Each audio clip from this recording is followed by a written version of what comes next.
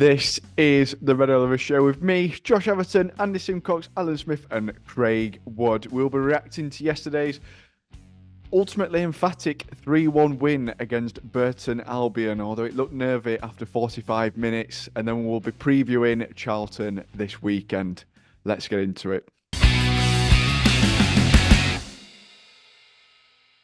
Craig, we'll come to you first because we've just had a 10-minute discussion ourselves about what formation we played yesterday. Yesterday, we did see a different formation from Barnsley, from what we've seen so far this season, where we've stuck to that sort of 3 or 5 at the back, depending on how you look at it, 5-3-2 or 3-5-2.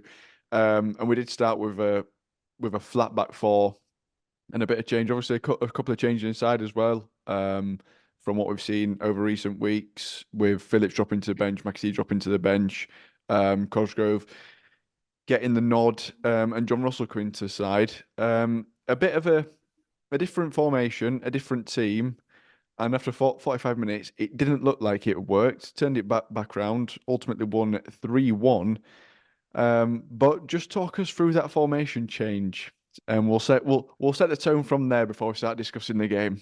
Well, I will just say first off, there's reports that it might not be permanent, that it would just throw Martin Patterson off, obviously, because he's worked with him at Tampa Bay and at Barnsley. So, be that as it may, we might end up reverting back to type for next game. But yeah, we did start in a 4-5-1 type system with two high wingers and John Russell sitting in front of the defence, and that really played into their hands because they don't play with wingers and they were keeping the ball in the middle of the pitch, and we didn't have enough players to outnumber them, and to be able to press them aggressively enough to keep winning the ball back. So the second half, it did change it. It changed what it did is it effectively forgoed the right midfield position, brought on Adam Phillips, stuck him in the middle along with the other two, which were Connell and John Russell. Also fetched McAtee on to be a number 10, playing just off Cosgrove. When we were defending, one of them two would kind of take up that midfield slot on the right hand side of midfield. But it really helped to give us the numbers in midfield to help us control possession. Because, like I said, the first half, they don't play wingers, they just kept it in the middle, and we were running around chasing his tails majority of the time. So yeah, it was really confusing trying to keep up with who were playing where. So, but ultimately, what it did worked. I mean, giving McAtee the freedom to be able to do basically what he wants in that final third and in midfield, letting him just roam and keeping that focal point up front, which was Cosgrove. Ultimately, helped us out because if you drop into midfield, then we had the numbers, because that first half, Powell and the other guy, I forgot his name, were Helm were running the show. They were picking the balls up in between our defence and our midfield, and John Russell was just there with them two up against him, and I think he did a good job yesterday, to be completely honest with you. But yeah, as soon as he made them changes at half time, the match flipped completely on its head, and we started being able to dominate again. But yeah, so all these people saying that it doesn't change anything. Me last game, it looks like he changed somewhat yesterday. See what happens. He also went to before before the game. I must say, I saw the team sheet and I saw we had 4 centre backs starting, plus 2 wing backs. I thought this is a formation I've never seen before in my life. But obviously, knowing that Josh Hill used to play left back, obviously we know that Cadden and O'Keefe can play as wingers as well. I think we all worked it out around within a couple of minutes what he were doing. But yeah, I just hope he continues with it because obviously when we lost the other day, I was saying that we needed more numbers up front, and ultimately that's what we did in that second half. We had more numbers up there. When balls were coming in, we had 3 guys in the box the majority of the time. Whereas when we've done that in previous games, there's been the 2 strikers and that's it. So yeah, yeah, he made changes. Yeah, seen obviously, Al, it's been one that was, well, from what I've seen on Twitter, being discussed heavily in terms of it's a change of shape, a change of formation. But as Craig said, you've got sort of six, let's say, defensive-minded players on. You've got four players that have played centre-half at some part this season. And then obviously Cadden O'Keefe as well, who wing backs probably can play as wingers naturally and just diminish a little bit of that defensive responsibility they normally take up. So it can, like, as much as it looks like six defensive-minded players, it still obviously allows that attacking outlet. And then obviously when Collins made them changes at half time, it seemed like it fell a little bit more into place in terms of what he was looking to do. He did that first half. Were very poor, and all fans who were there yesterday were just stunned at that team selection. With just one striker, with just Cosgrove up front, and we're thinking, how are we going to get ball to him to hold it up, and who's going to fetch in? And they were a good side. They were unlucky with a few shots not to be 2 or 3 up before half time. And their goal were, I think it was Luke Connell got his pocket pinched, didn't he? Power went on and hit it into bottom left-hand corner. And fans weren't happy. They were having a go at Gaffer again. But he changed it at half time. And they ended up, we were hearing that McAtee were ill. He'd not been training, he'd not been well. And I think Adam Phillips had been unwell as well. So they both come out second half. And didn't it make a difference that second half? The tempo changed, everything changed with our possession, how we were moving. We were free flowing, which we weren't in. We were stifled in the first 45. And then McAtee, Adam Phillips, it's upright, comes back, and McAtee puts it straight into the net and back in game at 1-1 and thinking, we're going to fight back. Bounce back abilities there. And what a ball from Cosgrove then for McAtee. And what a finish. First time, keep it off his line and put it into corner at net again. So you're thinking, we can go up here. And that were from 54 minutes, 64 minutes. And then in quarter of an hour, 15 minutes, at second half, Luke Connell puts the ball right into their box. Their defender hits it, and who picks it up? Luca gets onto it and puts it in. And what can you say? It was a fantastic second half performance, which you didn't see that coming after Collins' selection starting the game off. But yeah, it changed all the fans out. They were singing for the team, and I'm not saying singing for Collins, but they were well behind him at end of game. And Collins can't win, and he can't win because what's he done is the records have changed again, haven't they? Because we've ended up with a club record for longest unbeaten league run, away league run in one season, 11 games. Set a club record for most away points, 42 we've got away from home after his points tally. And most away wins with 12 with 4 away games. So we've lost 1 away from home all season. So let's see what happens this weekend if we can carry that forward. Yeah, I think that is a topic I would like to pick up on discussion sort of after we've discussed the game, because it's such a weird just a weird vibe around it all for me. But Andy, going back to the game, obviously turning it around again, which I think makes it 28 points now this season from losing positions, which prior to this season we'd done it 0 times in over 2 years. And obviously picking up nearly 10 wins worth of points is sort of testament to the character of the team, and also a little bit of our own doing when you look at some of the goals in which we have conceded. It's a very strange statistic last season that playing as we played, that if we went behind, that was it. We couldn't win or didn't win. And this season, like you say, is entirely different. I actually think that, the formation, it's a good job that Craig explained it, because it didn't make any sense to me for most of the game. I think it was 4-1-4-1 in the first half, and I didn't get it. I didn't get it. I didn't think it worked at all. Where Cosgrove up front on his own, and we kept lobbing high balls up to him, which I understand. Don't get this wrong. I understand that because of the state of the pitch, particularly down the wings.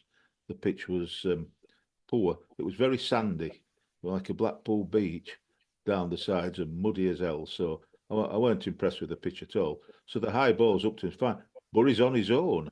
I didn't quite get that. If you're going to play high balls and long balls to a sole striker, there's got to be somebody near him. And they weren't in the first half, and I thought we looked quite shoddy, really. And as they've all said, it's not good to know, but at least we know now why Adam Phillips and John McAtee weren't playing, because they weren't particularly well. But were able to come on in the second half, and it made a difference because they've got energy and they've got that bit of guile and that bit of skill. So we passed it about a lot more. I think the formation changed a bit.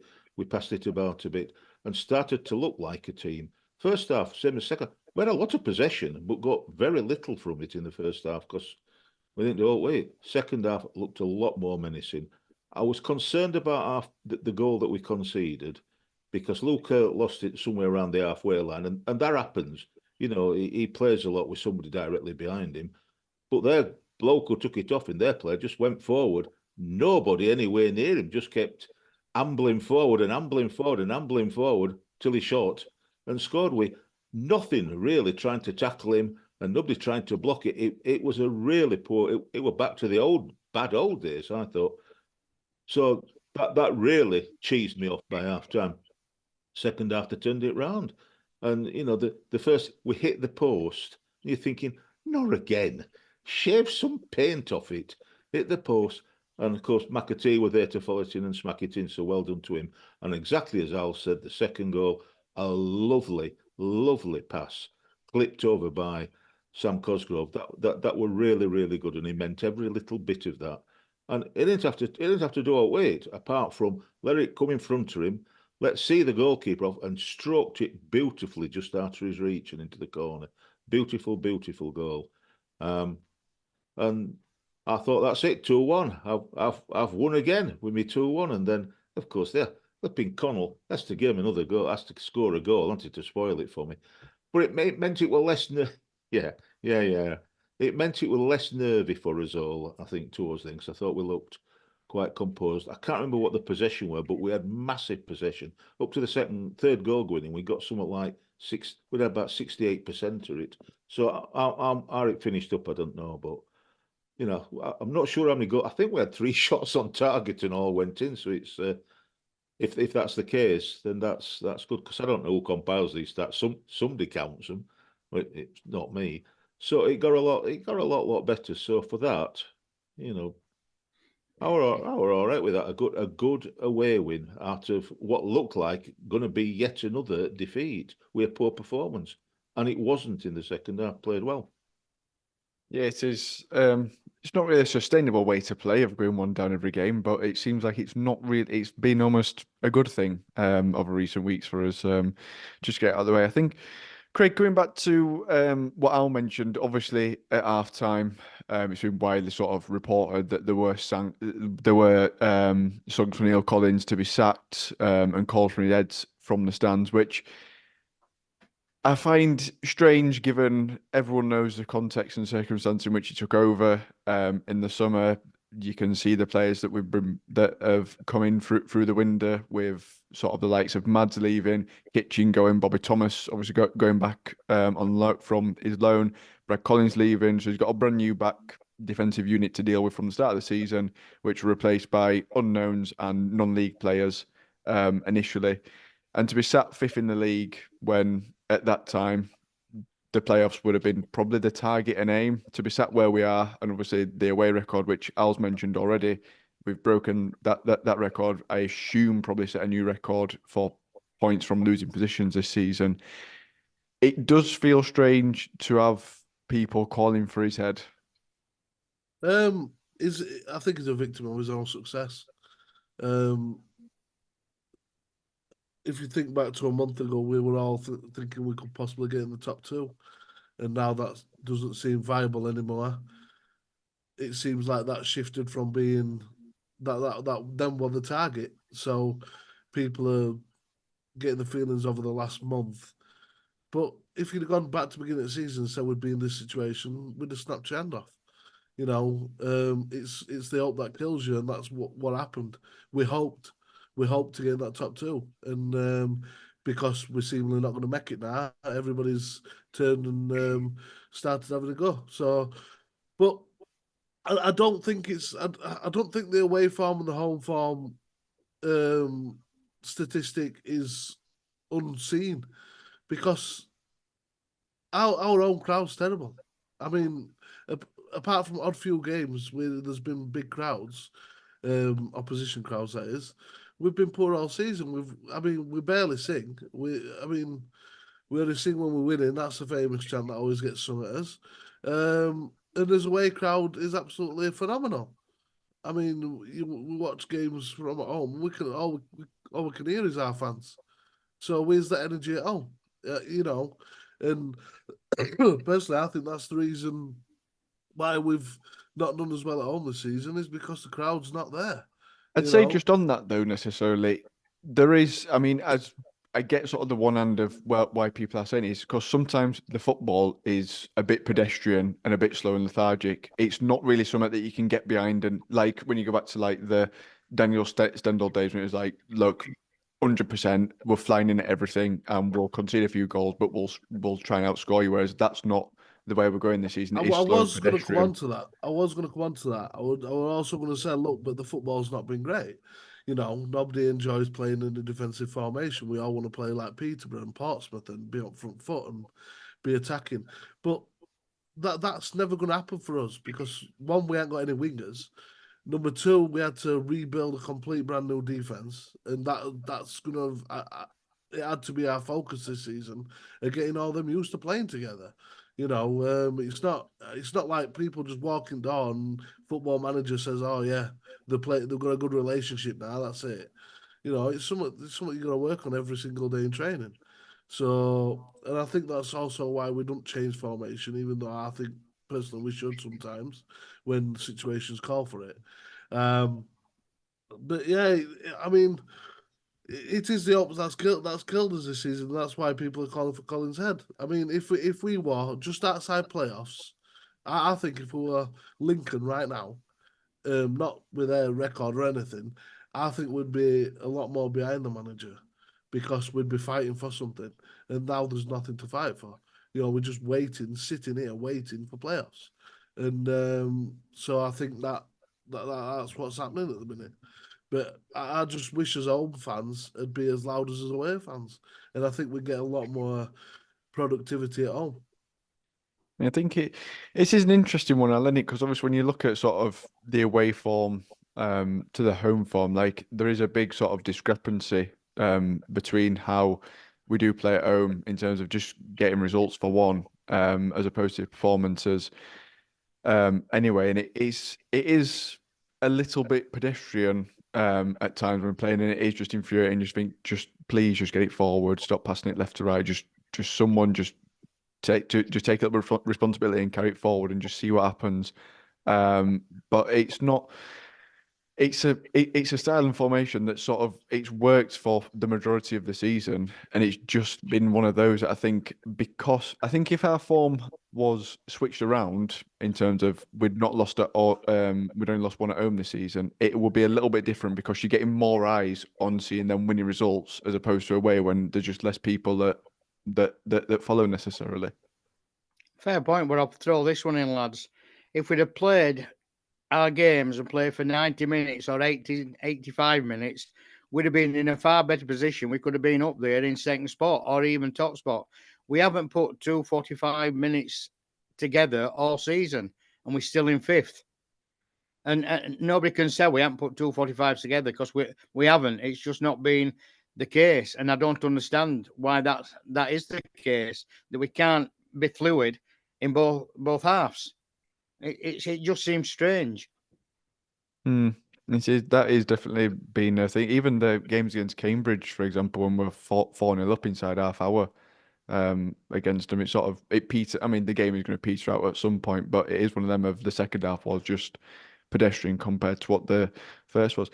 Andy, where do you sit in it all? Because obviously it almost feels wrong to be calling for a manager's head when you are sat fifth in the league. And as Craig's mentioned, there's so many variables that Neil Collins had to contend with this season that it feels.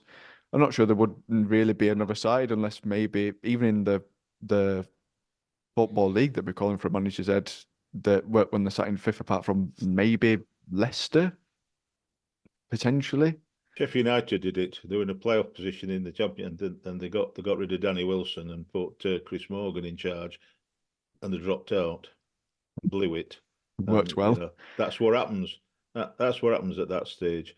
So it for me, and I know different people have got different views, and rightly so. I don't mind the formation that we play. What I'm not as chuffed about as the style.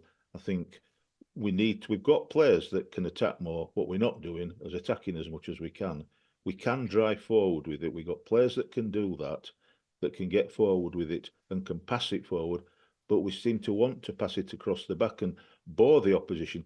If I wanted to watch football where they bored the opposition into submission, I'd go and watch Swansea, because that's what they used to do and presumably still do. They went balmy about Michael Duff because he wanted to change it. I think Michael Duff wanted to change it at Swansea because he kept falling asleep at half time. So, you know, I'd support them. I'd support them if I wanted to watch that sort of boring, pass it between the centre halves and what. Get it forward, move forward. You know, we've got centre halves that can move forward with the ball. So what they do is they move forward with the ball and then check back and then pass it back. You're thinking, how can we have the ball in a dangerous position at the edge of the box and somehow it's finished up back at the halfway line? It's just, for me, that's about style. That's not about who's playing where. It's about movement. Yeah, ideally, it's about movement. I always do this. I sit in Ponty right behind goal, right? So I'm watching our team attack, and all I can see is the likes of Herbie Kane or Phillips on the other side run forward with the ball, and they have to check back because nobody's moving in front of them. Nobody. They're not coming close. They're not trying to run in behind. There's normally one guy at wing who's already marked. If you're playing with five at the back, you need to have a lot of movement, and we've just not got it. That's why we're saying stuff having 5 defenders, just have 4. Allow an extra body up in that attacking area, and that's a little bit less movement each other you'll have to make, you know. And like I say, when we played against Burton in that second half, we had a lot of players doing a lot of movement. You know, you had Phillips moving. You had Connell who could get further forward, which obviously he made the most of by scoring. You know, you had Cadden fixed on that left. You had Jordan Williams bombing up and down on that right-hand side. And everybody in the middle were all moving. You had McAtee dropping off. You had Phillips running beyond him at stages. You can't stay static and expect to create chances. It just doesn't happen. I agree entirely. And that's what I'm saying. For me, it's not about the formation, it's the style. If people are just going to stand still with the ball, you know, somebody's got the ball, they look up and nobody moves at all. That's not playing attacking football or good football. They need to, and in the second half, as you say, we moved. You can do that with whatever formation you've got as long as you do it. So for me, I don't care what formation we play. You know, we play 3 at back. We have wing backs that come back and attack like mad as long as people move. I see us before the game doing the 1-touch passing drills. But then we watch the game and they're having 6 or 7 touches apiece. It's like, come on. You know, you're doing that drill for a reason. Pass and move. Don't just pass and then stand there. Move, man. Make them think, because they're going to have to follow you wherever you go. If they want to keep marking you, but if you're just standing there, you're doing their job for them. It's, you know, it's crazy. My gripe yesterday, lads, when I was there, were sitting off when they were driving forward and backtracking. Yeah. Nobody went to close them down, and that's how their first goal come about. That I don't understand who's telling them to back off. Well, that's it. They weren't even there. It was Miles Juvenile who kept backing off. I think a famous coach, I heard him say that once you hit your penalty area, you stop, and then they have to get past you to get a shot on goal. And he wasn't near enough on penalty spot or in line with it before he stopped dropping. Like, how easy is that shot? You've let him inside the 18-yard box. Don't let him inside. Don't let them in the box. That's what I always believed in. Don't let them in the box. If you foul them outside the box, line, that's it. As soon as you hit that white line, that's it. They go no further unless they take it past you, and then they fully deserve the goal.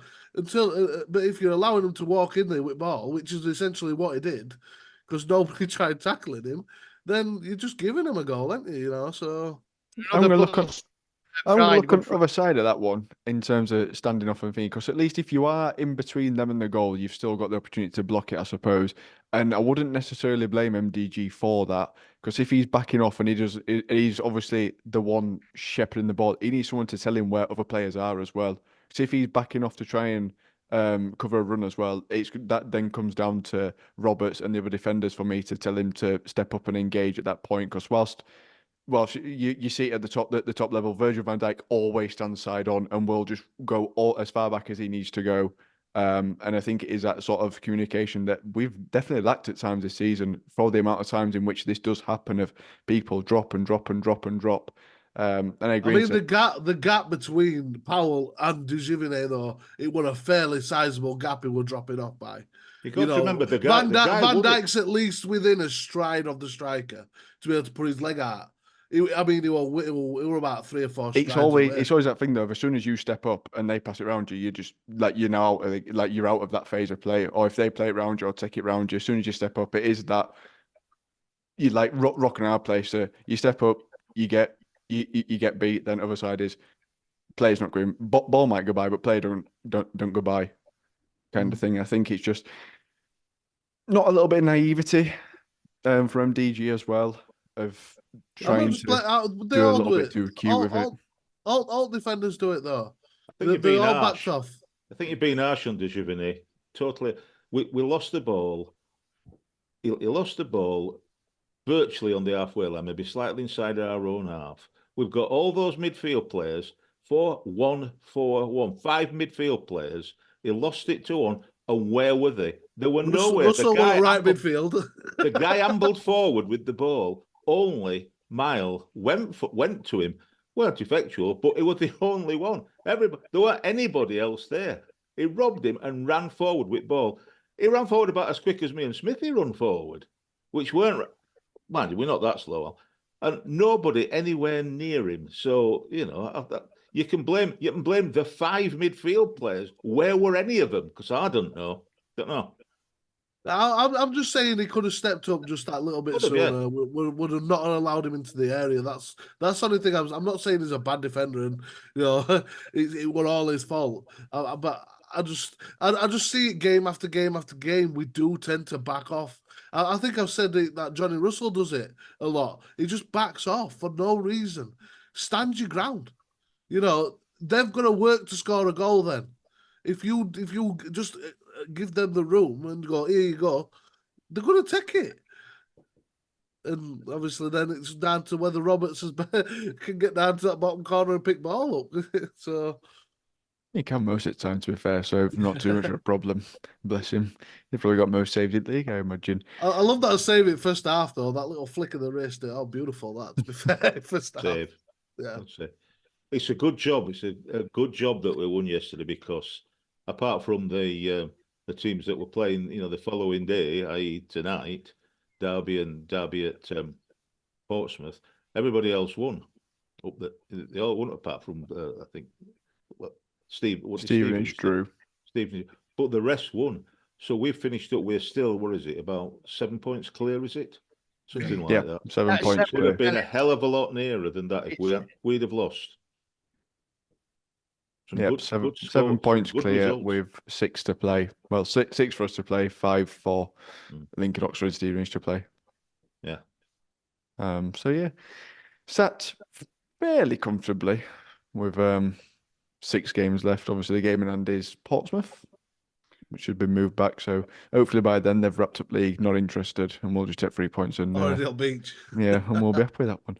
I mean, at the moment, we is it 5th versus 4th? It's Peterborough at the moment, isn't it? If that's where positions states 3rd, 6th, and 4th, 5th.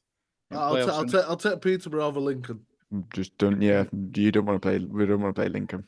You need to Lincoln- get on with Lin- this Lincoln bit. You're all doing it. See it all over Twitter, even my brother. Oh, we don't want to be playing Lincoln. They're not Barcelona. They're one side. They have 11 players. They It'll not smashed us last. this season. They did. It'll not Have a last. minute here. We were Lincoln in 2015. We It'll should not come from last. Don't nowhere, worry about romp it. second half of season, and then walk through playoffs like we're playing against League Two sides. It's learnt experiences. Yeah.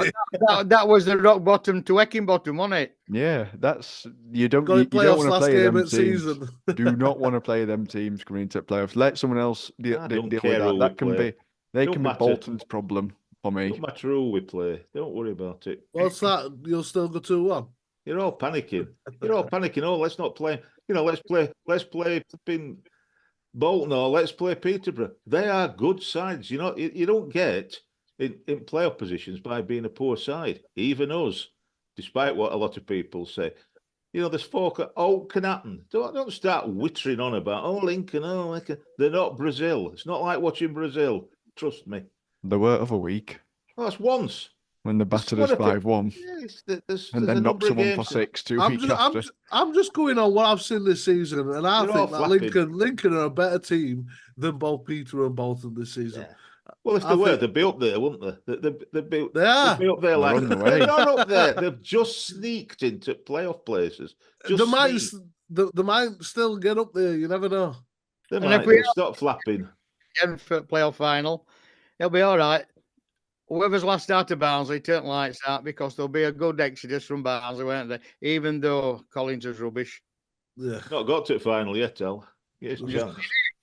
I think given that if it stays with us lot being in top 4 of Bolton, us, Peterborough, we might as well move final from Wembley to Old Trafford and make it a bit closer for me, I reckon. More northern bay, the more northern bay sides. No one's bothered about Wembley, really. Did I stay just round corner from you or the need? Yeah, it is. I want to know to that. I think they need to start doing that. Put it at Old Trafford for me, particular. That'd be lovely. 10-minute tram journey there and back. No, it's 2-hour train journey. Anywho, right, looking forward to Saturday as we make the trip down to the Valley to play Charlton Athletic. So, manager Nathan Jones, who took over just after January transfer window, I think, if my memory serves me right. Top scorer Alfie May on 23, sat 16th in the league, form 3 draws, 2 wins in the last 5. Key player, surprisingly, Alfie May. Formation 3-5-2, and key stat is Charlton are the draw specialists in the league with 17 draws so far, which, to be fair, does keep nicely to what they have done of 3 draws in their last 3. So, Al, as you'll be making the trip there, how do you feel about this one? Because it is Charlton seem like one of those sides that you don't really want to play them, but I'll tell you one thing, we're guaranteed at least a point. Definitely a point, isn't it? I mean, they don't give much away either, do they? Down at Valley. They've got a goal difference. Let's have a look what it says. -1. Minus one, one. So, it's a tough place to go. And the player who wanted to sign in January in Alfie May is on fire for them, isn't he? And he were always at Cheltenham under Duff, wasn't he? Decent striker. So we've got to somehow stop him from scoring. The team selection will be nothing like the first selection for what he picked on yesterday, at Burton. So there'll be a big change, and you'd think McAtee will come in and start. I would start McAtee with Cosgrove, but for me at the Valley, and let's get back and see if we can ensure that we keep this away form going.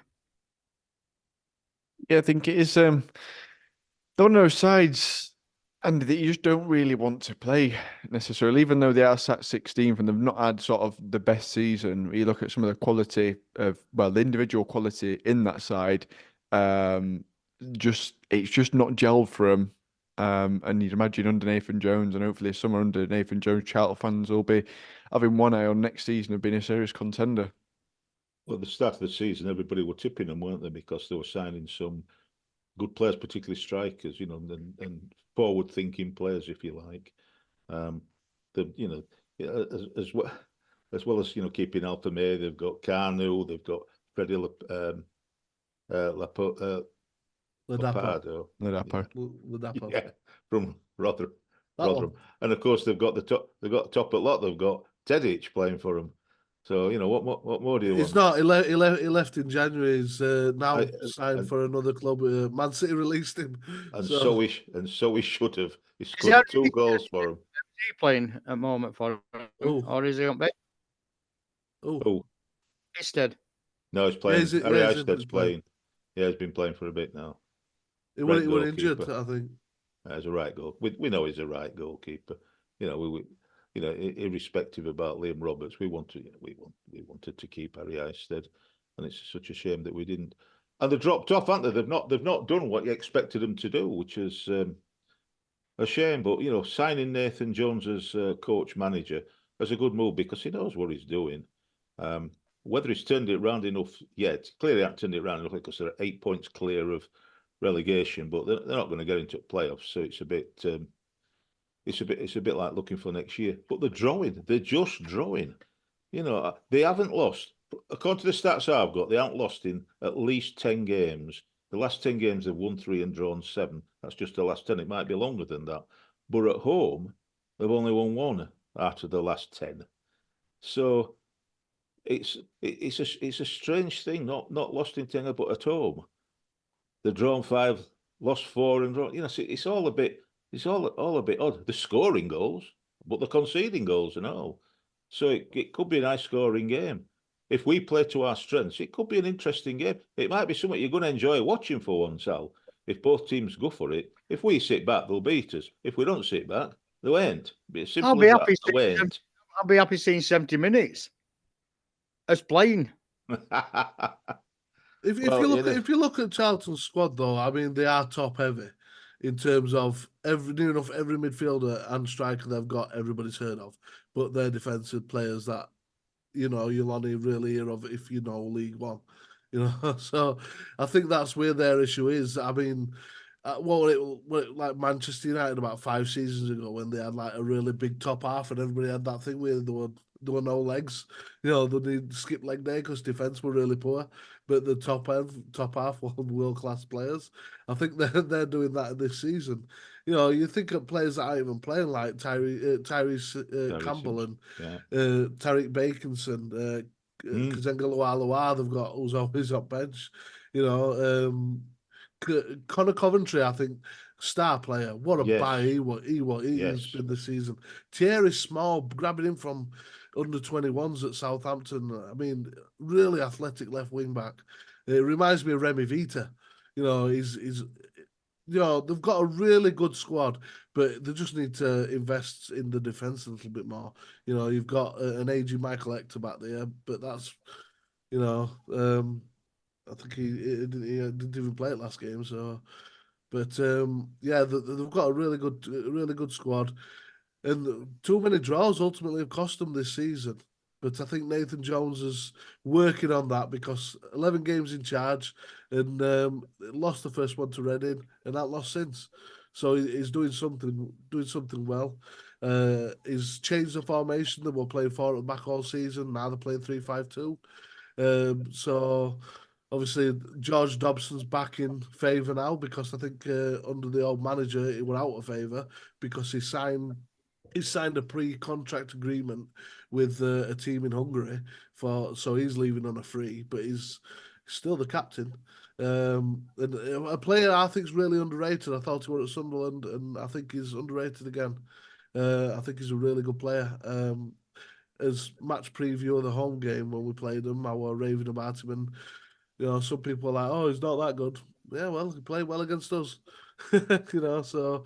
It's going to be a tough game, really tough game, really good opponent, a great away day. So Al's going to enjoy his son. I keep hearing that it's one of the best away days in League One. So everybody that's travelling down there, have a good day.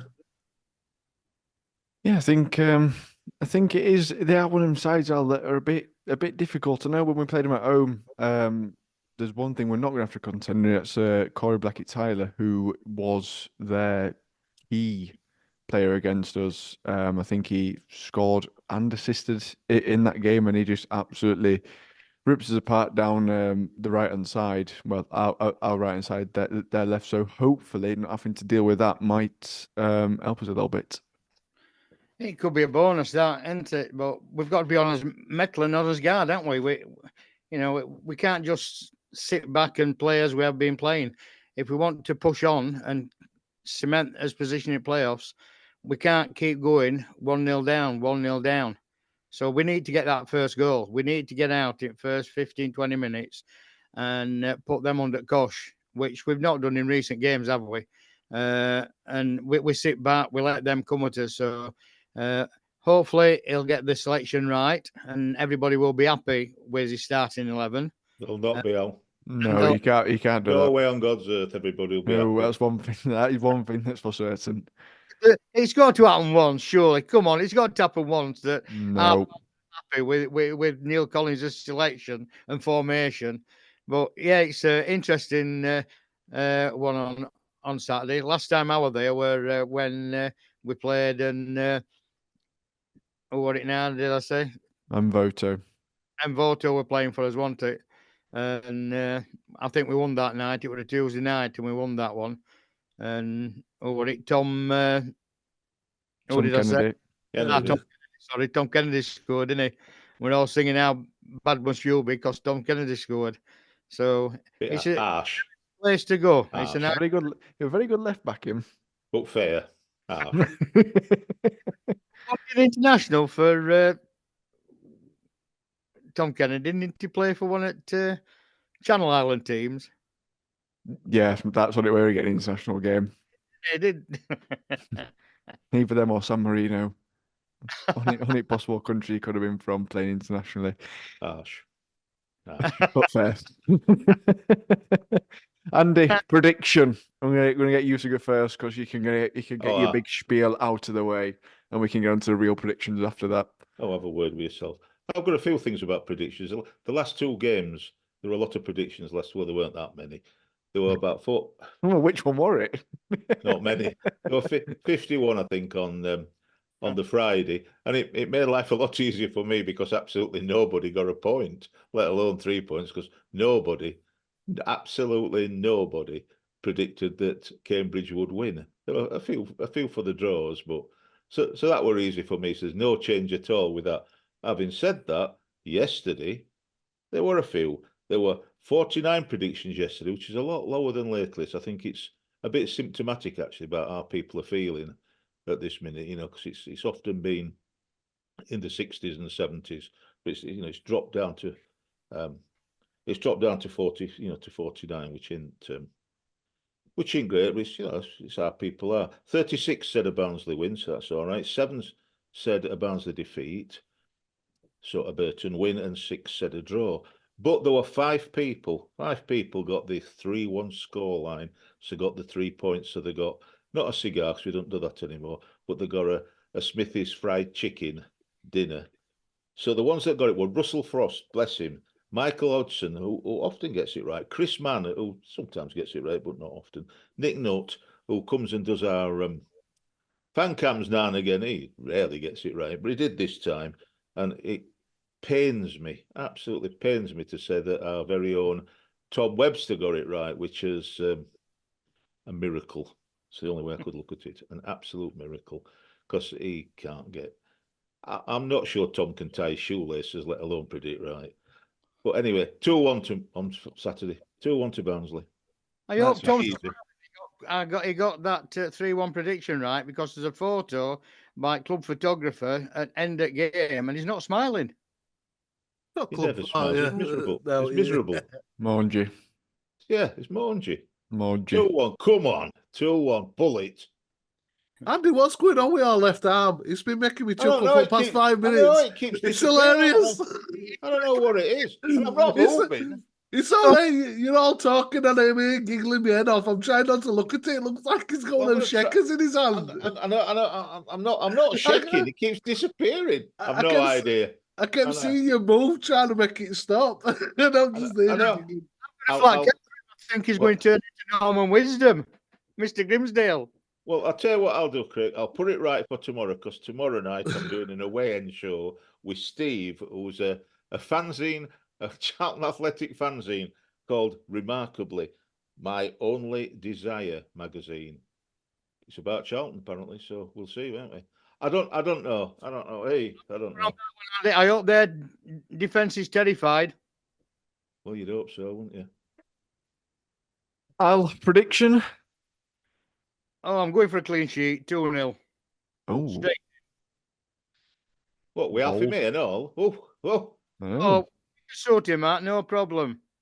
all right. All right. Well, that's Oh, there you go then. half of my hat trick guaranteed. Cheers, Al. Craig. Right. So factors to consider. We're away, so that's a plus straight away. Because I'd have said 2-0 loss if we were at home.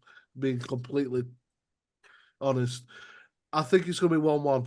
I think we'll scrape a draw. They seem to like a draw. We'll take a draw. So 1-1. No, I think I'm going to agree with you, Craig. I'm going to go 1-1 as well, because we'll have to give us obligatory goal away to start with. So that puts Charlton on 1. And yeah, everyone likes a draw. In fact, no, Andy, change mine. I'm gonna go for a Desmond. I'll have a 2-2. 2-2.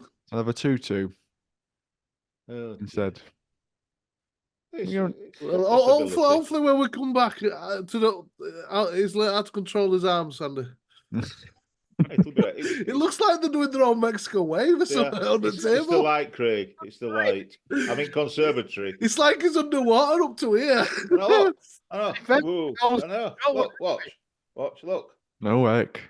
It's because I'm in. I'm harmless. It's because I'm in conservatory, and all lights got, apart from this big one, all lights have gone off. It was bright daylight an hour ago. I didn't want to bring it up, but I could see comments of, why is Craig laughing when they're talking? I'm like, I'm just going to bring why I'm laughing. It's not because I'm disagreeing or anything. It's just because it looks so funny. You shuffling around trying to make it stop. I know, I can't. I know. I'm not going to bother. Look, I'm going to put me out. Hold on, when am I going to do it? So I'm going to try and disappear completely if I can. Hold on. No. I mean, to make it stop, I can just end show if you want. I'm trying to wrap it up over here, and you're just throwing shapes about instead. Knocking shapes out like it's back in 70s. I know.